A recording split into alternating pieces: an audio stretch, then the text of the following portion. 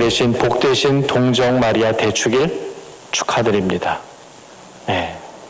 대축일, 사실은 우리같이 가톨릭 국가가 아닌 나라에서는 전례적으로만 이렇게 대축일을 기념하지 일상의 삶은 또 그냥 일상의 삶을 살아가잖아요. 근데 이제 가톨릭 국가 이런 데서는 대축일이면 수도원에서 무엇이 달라지냐면 식사 메뉴가 달라집니다. 예, 그냥 편한 말로 얘기하면 평상시에 잘 안 먹던 조금 특별하고 맛있는 그런 식사가 나오기도 하죠. 그거와 상관없이 오늘 교회가 어쩌면 교회의 시작이 예수님의 탄생의 시작이 아니라 바로 성모님의 탄생, 성모님의 이날로서 어쩌면 교회가 시작된 것은 아닌가 생각해 봅니다. 오늘 우리는 1독서에서 창세기의 원죄의 이야기를 들었습니다. 그리고 오늘 복음 말씀을 통해서는 이제 원죄 없는 그 잉태, 사실은 원죄 없으신 분에 대한 복음 말씀 그 자체가 있진 않지만 바로 성모님의 그 이야기를 듣게 되죠. 바로 그 두 가지의 오묘한 조화 혹은 오묘한 대조가 오늘 우리를 더욱더 큰 기쁨과 희망으로 우리를 안내합니다. 먼저 창세기에 너 어디 있느냐라고 했던 그 질문을 받은 창세기의 남자, 그 남자는 핑계를 대지요. 당신께서 창조하신 저 여자가 그것을 따먹으라서 제가 따먹었습니다. 핑계를 댑니다. 그리고 다시 창세기의 여자에게 물어보죠. 하느님께서. 그 여자 역시 뱀이 저보고 따서 줬기에 제가 먹었습니다. 창세기에 등장한 남자나 여자나 그 모두가 다 핑계를 대지요. 죄를 인정하지 않습니다. 잘못을 인정하지 못했습니다. 그러기에 하느님과는 단절이 되어버렸고 그 단절되어버린 그 사건은 바로 하느님의 낙원인 에덴 동산에서의 추방으로 결과가 이어졌지요. 그리고 그 결과를 이제 모든 인류가 태어나면서부터 짊어지고 살아가게 되었습니다.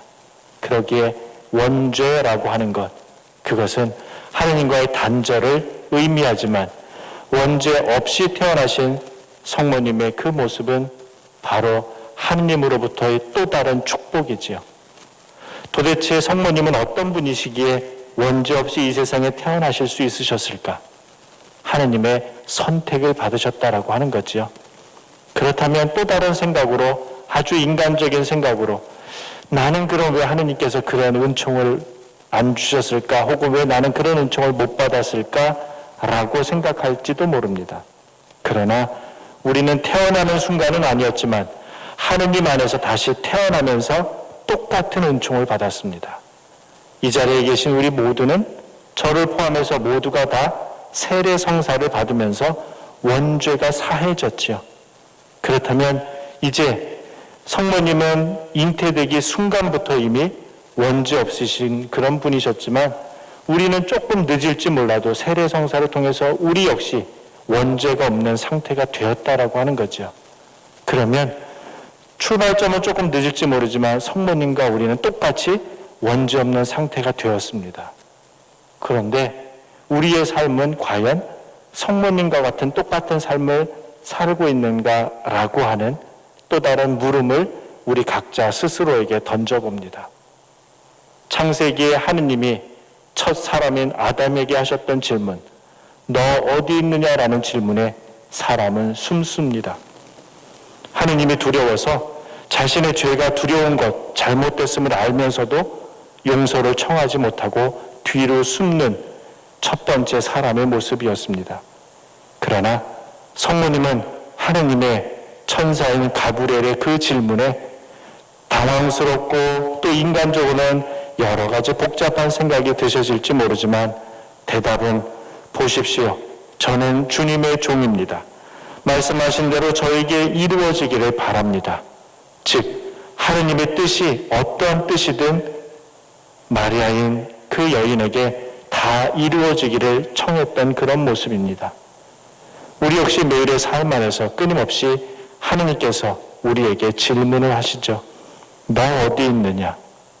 그것은 단순하게 위치적으로 어디 있냐가 아니라 우리의 신앙의 여정이 어디만큼 왔는가라고 끊임없이 우리에게 질문하시죠.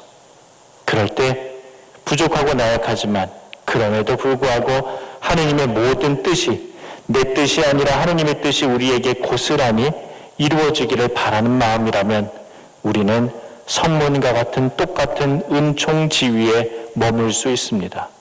그러나 인간적인 내 뜻을 항상 앞에 두고 혹은 하느님의 그 물음이 두려워서 뒤로 숨어버린다라고 한다면 하느님께서 우리에게 거저주셨던 은총 지위를 우리 스스로 걷어차는 격이 된다라고 하는 거지요. 성모님, 잉태되는 순간부터 원죄 없이 잉태되셨고 우리는 세례성사를 통해서 원죄의 사함, 깨끗함을 선물로 받았습니다. 그렇다면 그 깨끗함을 끊임없이 우리 안에서 유지하며 살아가는 것, 그것은 그분께 우리의 온 마음과 우리의 신앙 여정을 다 맡겨드리는 거지요. 성모님께서 걸으셨던 그 길은 인간적으로 볼 때는 만만치 않은 길이었습니다. 그럼에도 불구하고 성모님은 당신의 인간적인 뜻이 아니라 하느님의 뜻이 이루어지기를 바라셨지요. 그러기에 교회가, 인류가 구원을 받았습니다. 또다시 한번 우리는 우리 자신 매일같이 하느님께서 우리에게 주시는 은총 안에서 우리는 어떤 모습으로 우리의 삶을 그분께 의탁하고 그분께 온전히 내어드리는가, 그 안에 우리는 또 다른 성모님이 될 수 있고 우리 안에 또 다른 아기 예수님을 잉태할 수 있습니다.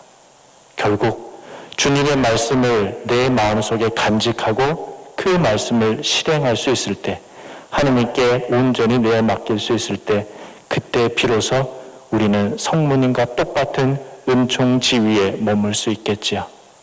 오늘 대축일을 맞이해서 성모님께 주셨던 모든 은총을 우리 모든 그리스도인들, 세례받은 원죄 사함을 받은 우리 모두에게 하느님께서는 똑같은 은총을 베풀어 주십니다. 그러기에 이 미사 안에서 그 은총을 우리가 고스란히 받을 수 있도록 온 마음을 열고 주님의 뜻대로 살아가고자 약속드리며 또 그렇게 살아가고자 노력하는 우리 자신